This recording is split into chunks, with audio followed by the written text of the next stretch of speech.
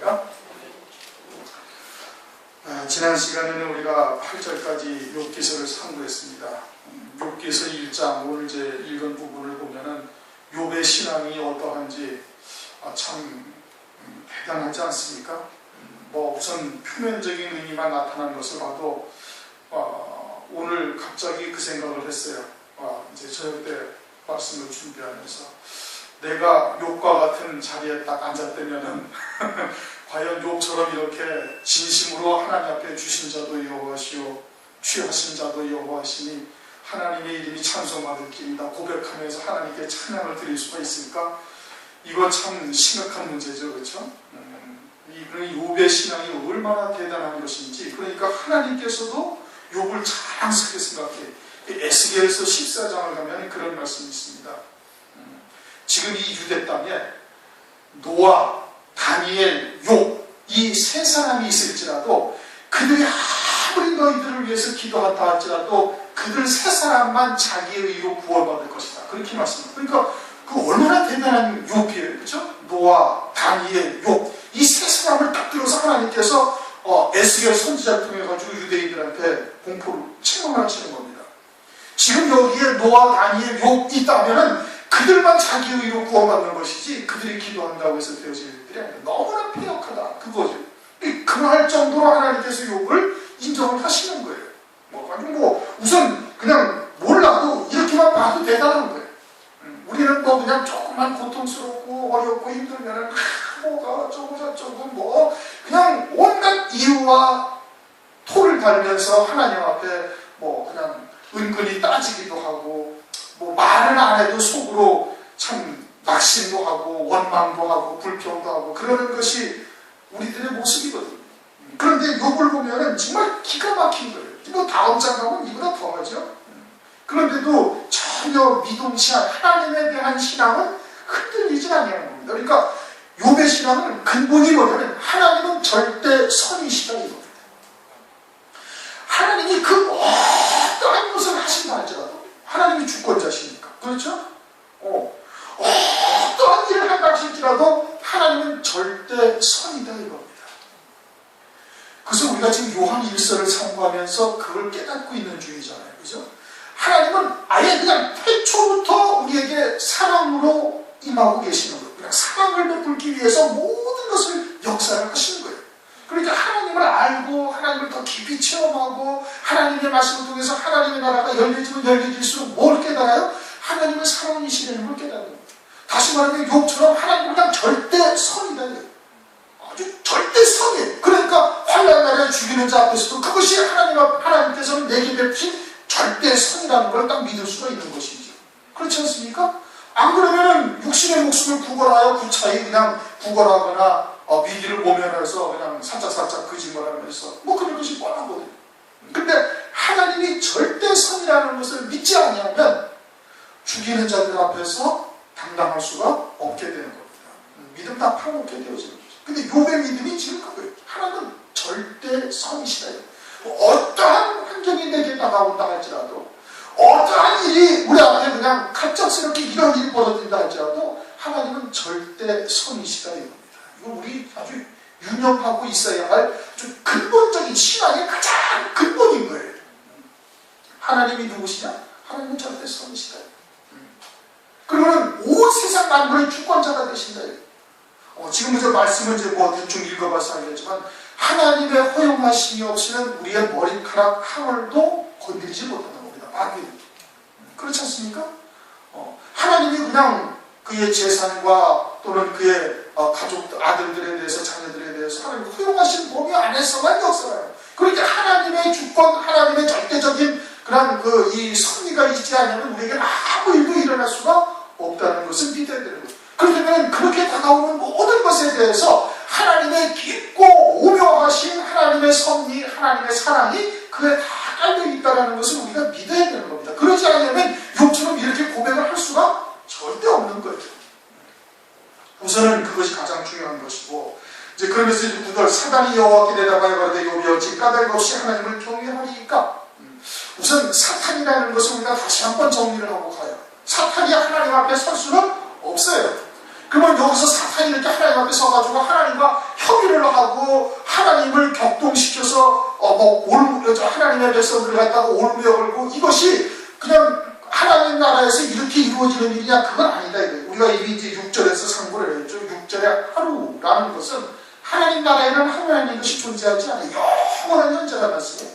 그럼 이 하루라는 것은 뭘 말하느냐? 이것은 하나님에게서 하나님의 시각으로 볼 때 창세기 태초에 하나님께서 천지와 만물을 지으실 때부터 천년왕국까지 모든 것이 다 그냥 하루에 끝나버리는 거예요. 하나님 나라에는 밤이 없거든요. 그렇게 그 하루라는 것은 그렇게 하나님의 백성들을 구원하시는 천지와 만물을 지으신 그때로부터 천년왕국의 끝까지를 전체를 하루로 보시는 거예요. 그리고 거기에 하나님의 아들들이라는 것은 그러한 가운데 하나님의 아들의 영들을 육신을 껴보내서 그들로 하여금 이 땅에 사는 동안에 그들이 하나님 아버지의 뜻을 깨닫고 열매를 맺어서 아들이 되고 아버지의 유업을 이룰 수 있는 아들들이 된 자들을 말하는 것이고, 반면에 사탄은 그건 뭐예요? 사탄은 하나님의 자녀들이지만 마귀의 종이 되어져서 이 땅에서의 모든 삶이 다 그냥 세상을 두루 여기저기 다니면서 구경만 하다 온 자들이에요. 열매 맺는 삶이 있는 게 아니에요. 그냥 세상의 일락에 또는 육신의 일락에 쫓아서 그냥 살다가 그러다가 그냥 여기저기 다녀가다가 온 하나님의 백성들이지만 사탄의 하수로서 마귀의 일꾼으로서 살았던 자들을 말하는 겁니다. 그들에게 하나님께서 뭐라고 해요? 욥을 유의하여 봐라. 그러니까 모든 하나님의 백성들에게 세상에서 영생을 위하여 열매 맺는 삶을 살 것인가, 아니면은 영원의 삶을 살 것인가, 그냥 다 불태워질 것들을 위해서 살 것인가, 그것을 욥을 유의해서 봐라 이겁니다. 유의해서 봐라. 모든 하나님의 자녀들에게 그렇게 말씀하십니다. 그러면서 사탄이 여호와 앞에 내다 발발하되 욥이 어찌 까닭 없이 하나님을 경외하냐. 까닭이 있으니까 하나님을 경외하는 것이 아닙니까? 까닭이 없이 어떻게 하나님을 경외하겠어요? 그러면서 그럼 그 까닭이 뭐냐? 그걸 이제 90절에서 설명합니다. 주께서 그와 그 집의 작과 집과 모든 소유물을 사물로 두르시니 아니니까 주께서 그 손으로 하는 바를 복되게 하사 그 소유물로 땅에 널리게 하셨어요. 복을 주시니까 하나님을 경외하지, 그 복을 주시지 않으면 하나님을 경외하지 아니할 겁니다. 11절 이에 주의 손을 펴서 그의 모든 소유물을 치소서. 그러면서 당장 그리하시면 정령 때문에 주를 욕합니다. 그냥 손으로 하는 일에 하나님께서 막 복을 주시고 축복하시고 땅을 그냥 사물로 두르고 있어요. 하나님께서 이렇게 두르고 계신단 말이에요. 그러니까 마귀가 사탄이 들어가서 그 욥에 있는 그걸 갖다가 해치거나 또는 그냥 도적질하거나 불태우거나 할 수가 있어요, 없어요? 하지 못한데 하나님께서 지키고 계신다. 누구를? 욥을 갖다가. 그래서 하나님을 찬양하고 그러는 것이지, 그걸 하나님께서 싹 걷어버리신다면 그러면 아닐 것이다. 이렇게 얘기를 하고 있는 겁니다. 창세기 22장 21절을 보면 아비멜렉이라는 사람이 아브라함을 볼 때, 아비멜렉이 아브라함을 볼 때 하나님이 너와 함께 하시도다. 그렇게 아브라함이 하고자 하는 대로 하나님께서 복을 주시는 것처럼 보이는 거예요. 누구의 눈에는? 아비멜렉의 눈에는. 아비멜렉이 바라보는 시각은 아브라함이 하고자 하는 대로 하나님께서 막 복을 주시고 형통케 하시는 것으로 봐요.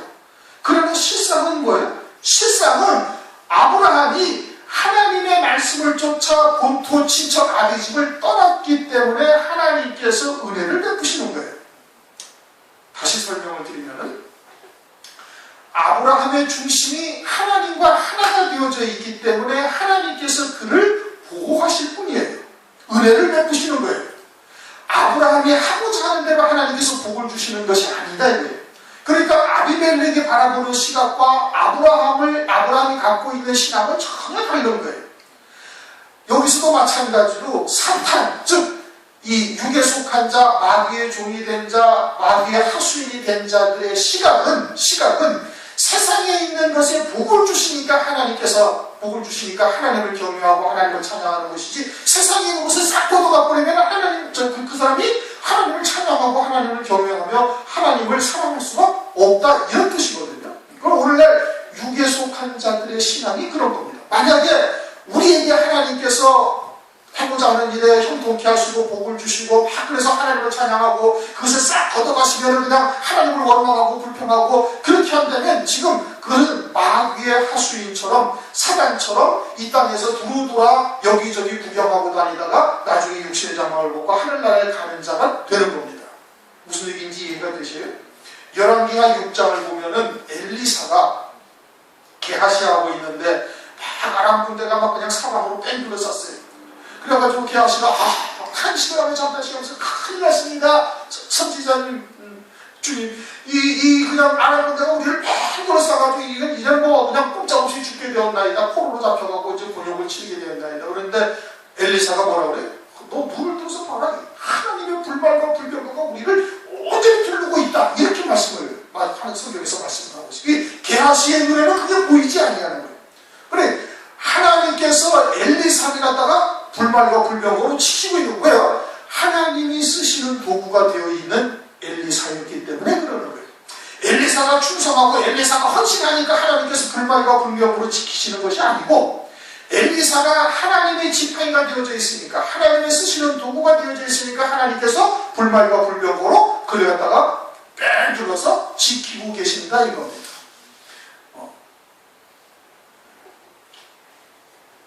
무슨 뜻인지 이해가 되셨습니까? 그러니까 사단이 바라보는 시각, 즉 사탄의 종으로서 하나님의 자녀이지만 사단의 종으로서 사는 자들의 시각과 하나님의 아들들의 시각이 전혀 다르다 이겁니다. 하나님의 아들들은 뭐예요? 하나님께서 쓰시는 자가 되거나 하나님의 마음에 합당한 자가 딱 되어져 있기 때문에 하나님께서 지키시고 은혜를 베푸시는 것이지, 그가 하고자 하는 대로 하나님께서 복을 주시고 형통케 하시는 것이 아니다. 그런데 사탄들은 그렇게 보는 거예요. 마귀의 자식들은 그렇게 보는 거예요. 세상에 속한 것에 그냥 눈이 멀어 있어서 그렇게 되어지면 그것이 하나님께 함께 하시는 복이라고 여기고 있고, 그것을 거두어 가버리면 원망하고 불평하고 그렇게 되어진다라고 마귀적인 시각을 지금 이제 하나님의 자녀들이 어떻게 바라보고 있는지를 이제 마귀적인 시각으로 우리에게 보여주시는 겁니다. 그래서 이제 주의 손을 펴서 그의 모든 소유물을 치소서, 그리하면 정령 대면하여 주를 욕하리다. 사단이 이랬는데 내가 그의 소유물을 다 내게 붙이노라. 하나님께서 우선 이렇게 협의해서 하시는 것이 아니에요. 하나님께서 주권자로서 섭리하시며 역사하시는 그와 같은 일들을 지금 이렇게 우리에게 이제 풀어서 설명을 해주시는 것뿐이에요. 사탄과 합의를 해가지고서 뭘 하거나 그러지는 아니하시는 겁니다. 그렇게 보여주시는 것이죠. 그래서 소유물을 다 내 손에 붙이노라. 오직 그에 보면은 네 손을 대지 말지니라. 사단이 곧 여호와 앞에서 물러가니라. 하나님의 허용하심이 없이는 우리의 머리카락 한 올도 건드릴 수가 없다. 확실한 겁니다. 성경에서 여러 군데서 지금 말씀을 하고 있는 것이고, 만약에 우리가 그것을 부정한다면은 그건 하나님의 주권을 부정하는 것과 다르지 않은 거예요. 입으로는 하나님이 전능하신 하나님이요 창조주 하나님이시고 모든 만물을 섭리하시고 주관하신다고 입으로는 고백을 하지만은 실제적으로는 그것을 믿지 않는 것과 다를 바가 없다 이겁니다. 모든 소유물을 다 내게 붙이노라. 그러니까 하나님의 허용하심이 있어야만 마귀가 그 제한된 권세를 행할 수가 있는 거예요. 이제 문제는 이제 13절부터가 문제인 겁니다. 13절부터 보니까 하루는 욥의 자녀들이 그 막형의 집에서 식물을 먹으며 포도주를 마실 때, 어떠할 때 이런 일이 일어났어요? 식물을 먹으며 포도주를 마실 때 육신의 즐거움을 위하여 살아가고 있을 때인 겁니다. 영에 속한 자가 되어 하늘에 속한 자가 되고 아버지의 뜻이 무엇인지 그와 같은 뜻을 이루어가는 자들이 아니고, 그것이 아니라 육에 속하여 그 즐거움을 위해서 살아가고 있을 때를 말씀하고, 그런데 사자가 욥에게 와서 거대 소는 밭을 갈고 나귀는 길에서 풀을 먹는데 스바 사람들이 갑자기 일어나 그것들을 빼앗고 칼로 종을 죽였나이다. 망언을 높이 함으로 주인께 왔나이다 하면서 이제 그 다음에 또 뭐가 왔어요? 그가 아직 말할 때 또 한 사람이 와서 거대 하늘에서 하나님의 불이 하늘에서 내려와 양과 종을 살라버렸나이다. 망언을 높이 함으로 주인께 구하러 왔나이다. 그가 아직 말할 때 또 한 사람이 와서 거대 갈다 할 사람이 셋대를 지어 갑자기 약된 데에 달려들어 그것을 빼앗고 칼로 종을 죽였나이다. 망언을 높이 함으로 주인께 왔나이다. 그가 아직 말할 때에 또 한 사람이 와서 거대 주인의 자녀들이 그 막형의 집에서 식물을 먹으며 포도주를 마시더니 거친 데에서 대풍이 와서 집내 모퉁이를 치며 소년들 위에 무너짐으로 그들이 죽었으나이다. 망언을 높이 함으로 주인께 구하러 왔나이다. 먼저는 소와 나귀를 스바 사람들이 빼앗아가고, 그 다음에는 뭐예요? 양을 빼앗아가고, 그 다음에는 뭐를 빼앗아가고? 약대를 빼앗아가고, 그 다음에는 자녀들이 다 그냥 깔려서 죽어버려요. 대풍에 깔려서. 그것이 이제 그냥 아주 순천으로 쭉 가가지고 막 한 사람이 죽여가지고 막 헐레벌떡 얘기하는데, 그 말이 끝나자마자 또 한 사람이 와가지고 얘기하고, 그 말이 끝나자마자 또 한 사람이 와서 얘기하고, 그 말이 끝나자마자 또 한 사람이 와서 얘기를 하고, 그래가지고 욥이 그냥 기절초풍할 일이 딱 벌어진 겁니다. 그때 욥이 어떻게 해? 욥이 일어나 겉옷을 찢고 어마어마한 지금 환난과 충격을 지금 받은 거예요. 뭐 재산들이 다 빼앗긴 것을 뭐 말할 것도 없고, 자식들이 그냥 10명이 한꺼번에 딱 죽어버린 거예요. 뭐 대풍이 불어가지고는 기둥이 무너져서 지붕이 폭삭까지 앉아가지고 그 가운데 그냥 싹 죽어버린 거예요. 그러니 자기는 이제까지 하나님 앞에 바르게 살았다, 자기는 하나님 앞에 호전히 의로 살고 있다, 받은 은혜가 감사하고, 그리고서는 더 이상 죄와 허물들을 멀리하기 위해서 끊임없이 하나님 앞에 겸허한 마음으로 제물을 드리고 제사를 드리면서 하나님 앞에 반듯하게 살아왔다는 것이거든요. 5절에 어떻게 했어요? 그 잔칫날이 지나면 욥이 그들을 불러다가 성결케 하되 아침에 일어나서 그들의 명수대로 번제를 드렸으니, 이는 욥이 말하기를 혹시 내 아들들이 죄를 범하여 마음으로 하나님을 배반하였을까 합니다. 욥의 행사가 항상 이렇다. 그런데 이렇게 해서 자기는 나름대로 의롭게 하나님 앞에 의를 보이며 살았다는 이 모든 것들이 다 헛것이었구나 라는 것을 깨닫는 것이 겉옷을 찢은 겁니다. 갈라디아서 3장 27절, 누구든지 그리스도 앞하여 세례를 받은 자는 그리스도로 옷 입었느니라. 옷이라는 게 뭘 말하는 거예요? 의로움을 말하는 거예요. 마태복음 22장에 어떤 임금이 옷차를 벌리면서 잔치를 벌릴 때 예복을 입지 아니하고 온 자들을 갖다가 꾸짖어서 내쫓고 슬피 울며 어두운 데 내어 쫓겨서 슬피 울며 이를 갈미 있으리라, 이렇게 말씀하십니다. 갈라디아서 22장 12절, 친구여 어찌하여 예복을 입지 않고 여기 들어왔느냐. 옷이라는 것이 뭘 말하는 거예요? 의를 말하는 거예요. 그러니 욥은 지금까지 하나님께서 베풀어 주신 그러한 은혜에 혹시 자녀들이 범죄할까 해요 잔치상을 벌리고 나면은 그 다음날 꼭 자기 자식들의 명수대로 번제물을 드리면서, 그러면서 하나님 앞에 막 의를 구하면서 살아왔는데, 갑자기 어느 날 모든 재산이 다 날아가고 자녀들까지 다 죽고 나니까 지금까지 자기가 의롭다라고 생각하며 지켜왔던 모든 것들이 그것이 아니었구나라는 것을 알았다는 겁니다. 이 옷을 찢은 거예요. 자기가 의롭게 살아서 하나님께서 은혜를 베풀어 주신 것이 아니라는 것을 이제 새삼 다시 한번 깨달은 것이죠. 그리고 머리털을 밀고, 머리털을 쫙 밀었다는 것은, 머리털을 뭘 말하는 거예요? 지혜. 이제까지 내가 하나님으로부터 지혜를 받아서 많은 것을 꿈꾸고 계획하고, 이제 욥이 뒤에 나오지만은 가난한 자들에게 손을 펴지 않은 적이 없었고, 모든 사람이 욥을 존경할 정도로 그렇게 욥이 아주 덕망 있게 살아온 거예요. 구제하면서 선을 행하면서.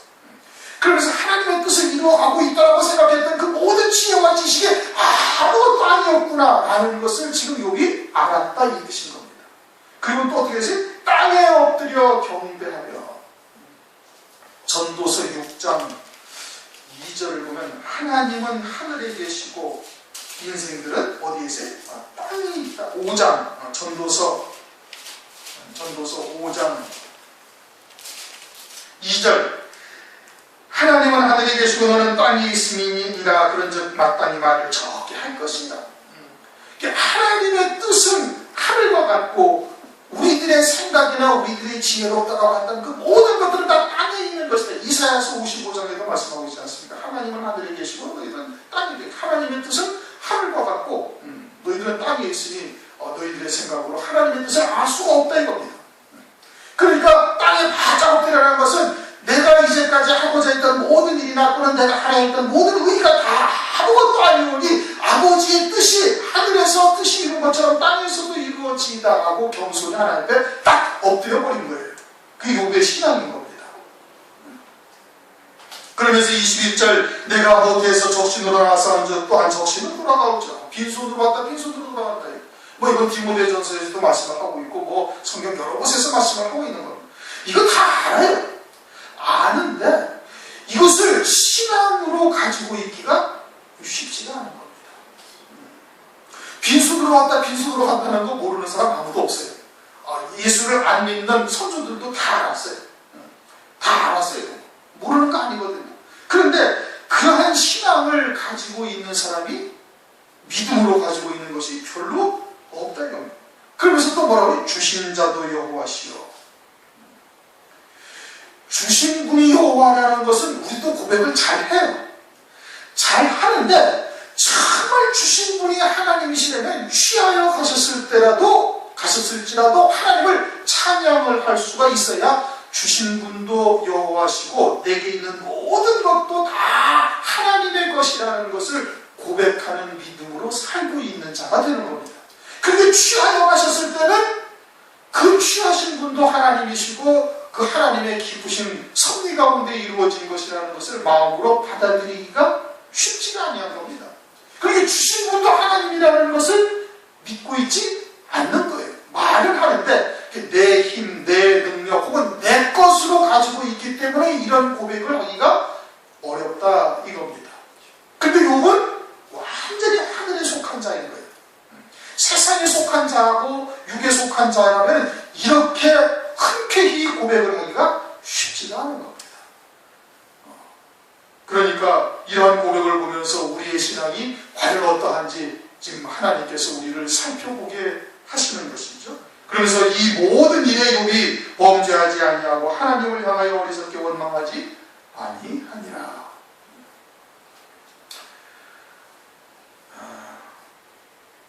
그것은 우리도 이제 상식적인 신앙으로는 알고는 있는데 고난이 닥치고 어려움이 닥치고 뭐 그렇게 되어졌을 때 과연 이제 이렇게 믿음의 고백을 할 수 있느냐 이제 이게 문제인 거거든요. 더더군다나 욥은 아주 풍요롭게 살았어요. 하나님께서 주신 은혜를 가지고 뭐 부족함이 없이 풍요롭게 살았고 자녀들도 많이 두어서 아주 행복한 삶을 복된 가정을 이루고 있었고 그러던 와중에 그 모든 것이 다 없어져 버린 거예요. 뭐 고난을 당하다가 조금 더 어려움을 겪는 것 정도가 아니라 아주 엄청난 풍요로운 가운데서 살다가 완전히 바닥으로 떨어진 욥인 거거든요. 이러한 때 이렇게 아주 흔쾌히 하나님 앞에 믿음의 고백을 할 수 있는 것. 주신 분도 다 여호와시니까 나는 그저 맡아 있을 뿐이고 청지기로 있을 뿐이고 그러니 가져가실 분도 주님이시니 그냥 여호와의 이름이 찬송을 받으시죠. 하나님의 절대성하심을 믿고 있는 거다 이겁니다. 우리의 신앙이 그래야 되는 거예요. 우선은 그것이 근본이고 그런데 이제 문제는 어디에서 이제 이 말씀을 봐야 되냐면 19절을 보니까 거친들에서 대풍이 와서 그렇게 지금 말씀을 하고 있죠. 거친들에서 대풍이 와서 집 내 모퉁이를 치며 소년들 위에 무너짐으로 그들이 죽었나이다. 우선은 소년들이 죽었대요. 그렇죠? 소년들이라는 것은 남자아이들을 말하는 겁니다. 그런데 10절을 보면 하루는 욥의 자녀들이 여기서의 하루는 어떤 하루예요? 이 세상에서의 하루예요.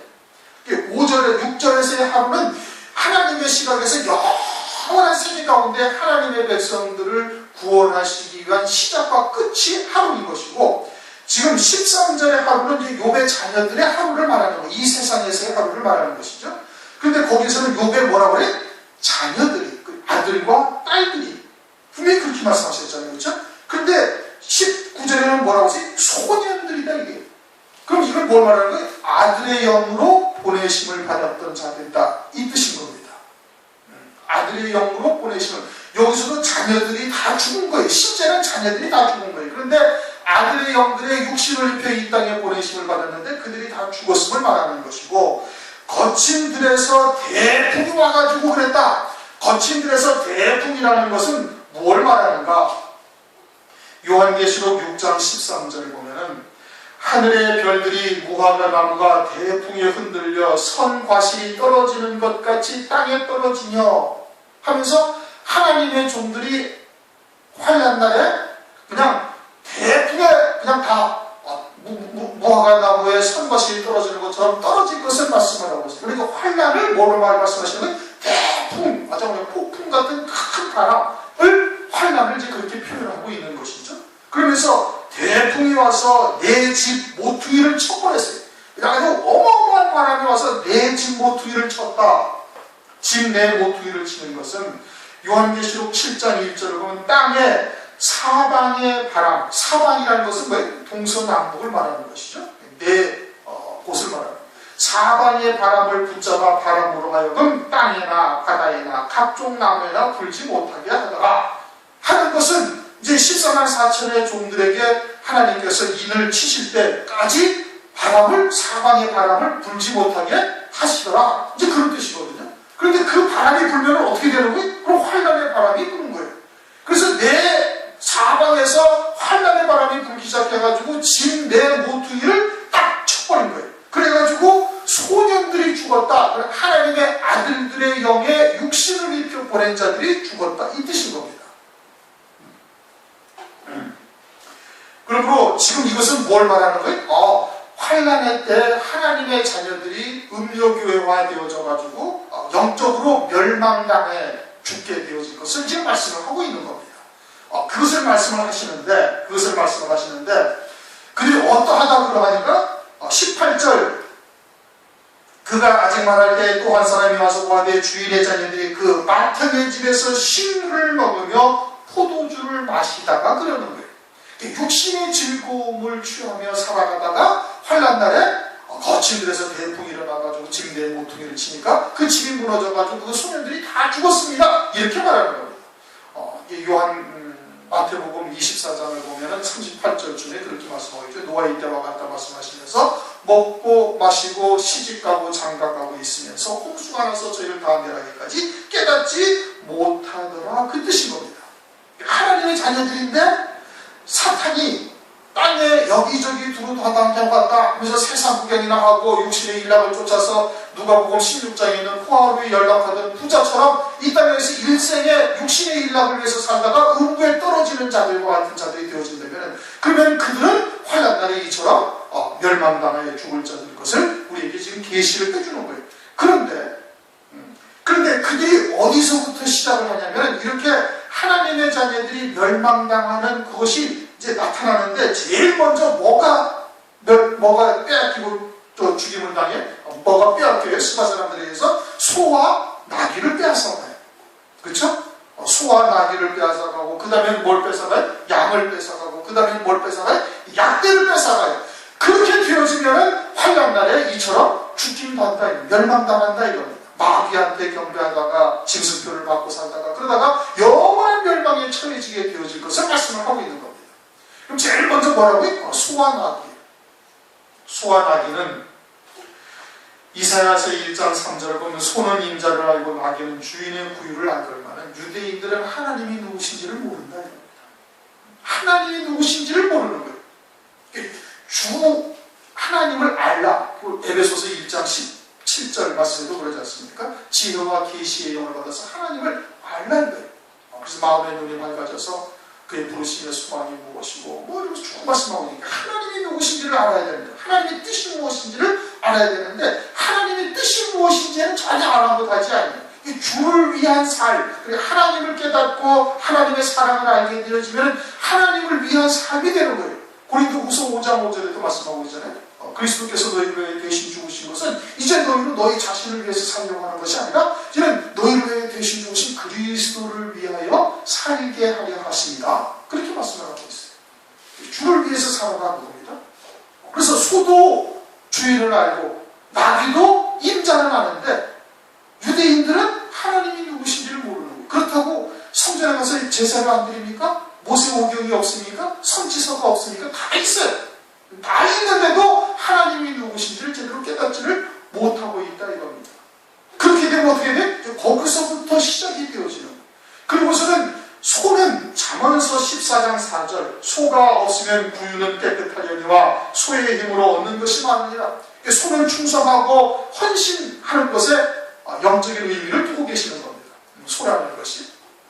그러니까 주를 위한 헌신, 주를 위한 충성에서 벗어나서 어떻게 자기를 위한 헌신, 자기를 위한 충성으로 바뀌어지기 시작하는 거예요.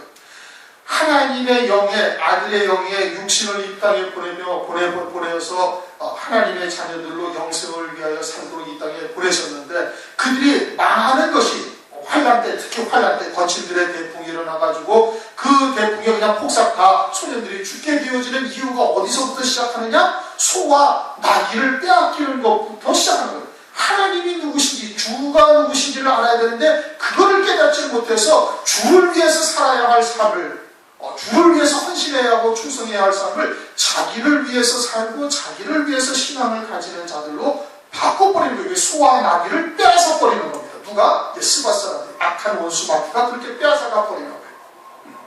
그래서 주를 위한 헌신을 하지를 않습니다. 하다가 중도에 끝이거나 변질이 되거나 바뀌게 되어지죠. 그 다음에는 뭐가 빼앗게? 양을 빼앗기는 거예요. 양은 뭐예요? 요한복음 1장 29절 보라, 세상 죄를 지고 가는 하나님의 어린 양이다 이거예요. 어린 양, 주님이 어린 양이죠. 주님이 어린 양인데 그 주님이 어린 양으로서의 특징이 뭐예요? 절대 순종인 겁니다. 죽기까지 순종하는 거예요. 누구에게? 하나님께. 다시 말하면 하나님의 말씀 앞에 죽기까지 순종해야 되는 거예요. 순종하는 거예요. 그것이 어린 양의 특징이에요. 근데 그것을 빼앗아요. 그게 말씀에 순종하는 것이 아니라 자기의 뜻, 자기의 생각이 훨씬 더 앞서게 되어지는 겁니다. 먼저는 하나님이 누구신지를 모르니까 주를 위한 헌신, 주를 위한 충성을 빼앗아가 버리고 하지 못하게 하고, 그리고서는 하나님의 말씀에 대한 순종을 빼앗아가 버리는 거예요. 그리고서는 자기 생각, 자기 의지, 하나님을 향한 자기의 뜻을 훨씬 더 앞세우는 자가 되어지는 겁니다. 그렇게 되어지면은 그 다음에 뭘 뺏어가요? 약대를 빼앗아가요. 약대를 빼앗아가는데 약대는 특징이 뭐예요? 세례요한이 약대 트롯을 입었잖아요. 엘리야가 떨어뜨린, 엘리야가 하늘로 승천하면서 떨어진 그 트롯을 주워 입는 것이 엘리사였단 말이에요. 그건 뭐예요? 그 약대 트롯은 선지자로서의 특징이죠. 징표예요. 마지막 때 주의 재림을 앞서 얘기하는 정도로 반드시 약대 트롯을 입어야 돼요. 그럼 그 약대라는 것은 뭐예요? 약대라는 것은 속에 물주머니가 있어서 뜨거운 사막, 뜨거운 광야길, 험악한 광야길을 며칠을 물이 없어도 가는 거예요. 왜? 그 속에서 솟아나는 생수가 있기 때문에.